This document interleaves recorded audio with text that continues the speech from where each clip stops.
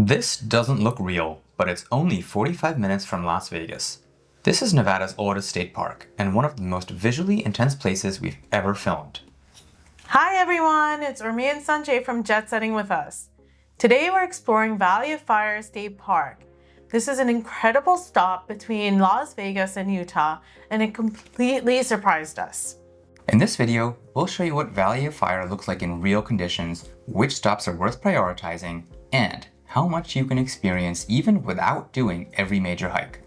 Let's take you through the fiery landscapes, petroglyphs, and slot canyons that make this park one of Nevada's hidden gems. Before we get started, be sure to hit that like button, subscribe, and share this content with your friends. It really helps us grow our channel. Now, let's get into it. Valley of Fire's proximity to Las Vegas makes it one of the easiest day trips to do from the city. The trip is about 45 minutes, and it takes you past Lake Mead and through miles of desert that slowly turn from beige to deep red. Entry is $10 if you're from Nevada and $15 if you're from out of state. It's relatively easy to see all the highlights in half a day, especially since most of the best views are right along the scenic drive. We actually made two different stops to this park. One was in the late summer, and we went again in the winter. Even though we had just come from seeing Zion and Bryce that first time, we thought the park was so incredible and the landscapes so breathtaking, we had to take another trip in the winter. One big difference we noticed between their summer and winter seasons was how crowded it was in December. We came in the mid-afternoon the day after Christmas and waited 45 minutes just to get into the park.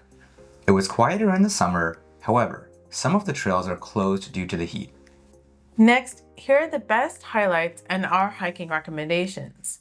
Our first stop was Mouse's Tank Trail, one of the easiest and most rewarding hikes in Valley of Fire. The whole trail is less than a mile round trip, mostly flat, and packed with history. The walls here are covered in ancient petroglyphs carved by the early Pueblo culture, some over 2,000 years old. You can spot animals, hunting scenes, and symbols whose meanings are still unknown. It's also one of the few spots with partial shade, which was a relief in the afternoon heat.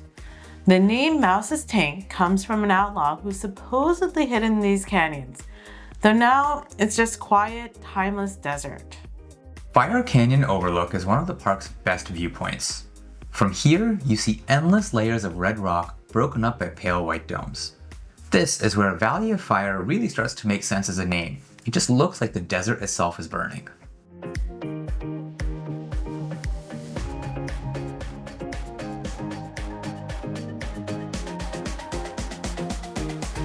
Next, we followed White Domes Road all the way to the end. It's a short drive, but every bend feels cinematic. Red cliffs, striped rock layers, and sand that seems to change color with the light. The White Domes Loop was an excellent hike. It wasn't crowded at all, unlike many other parts of the park, and it had some really incredible views if you put in just a little effort at the beginning of the loop.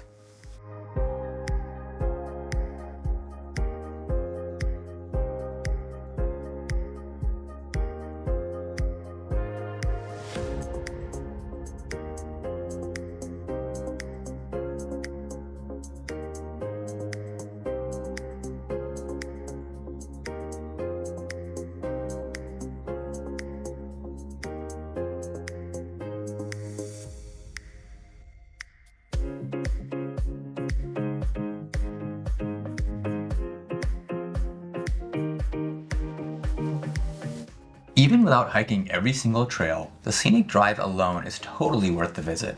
We might add, we did try the Fire Wave Trail in the summer, but it was closed. And we tried again in the winter, but it was so crowded that we couldn't even find a parking spot. No matter where you stop in Valley of Fire, the light is everything. The rocks seem to change color every few minutes.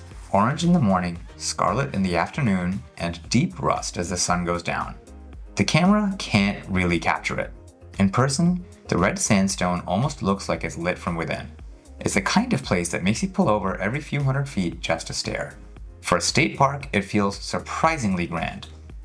Next, here are our pro tips for making the most of your trip to Valley of Fire State Park. Tip number 1. Try to go either early in the morning or late in the afternoon. Midday heat here is brutal, especially in the summer, where temperatures can reach over 120 degrees. Yes, you heard me say that correctly. Tip number 2. On a related note, be sure to bring more water than you think you'll need. We like to fill up a jug about a quarter full and freeze that water overnight, and then fill it the rest of the way in the morning so we have cold water all day while we're out hiking. Finally, tip number 3. Some of the trails in the park, such as Firewave Trail, close in the summer due to heat. If you're visiting in the summer and you're really trying to hike one of these trails, just check the website ahead of time so you don't have unpleasant surprises once you show up. So here's our overall opinion on Valley of Fire State Park. If you're already in Las Vegas, for example for a conference or to party, or if maybe you've flown in to go see some of the parks in Southwest Utah, definitely take a day to go check out Valley of Fire. We feel like for a state park, it really outkicks its coverage, and it's simple enough to see in a half of a day. However, I wouldn't recommend making a dedicated trip all the way out to this area if you don't live close by. The park is great, but I don't think justifies a full trip.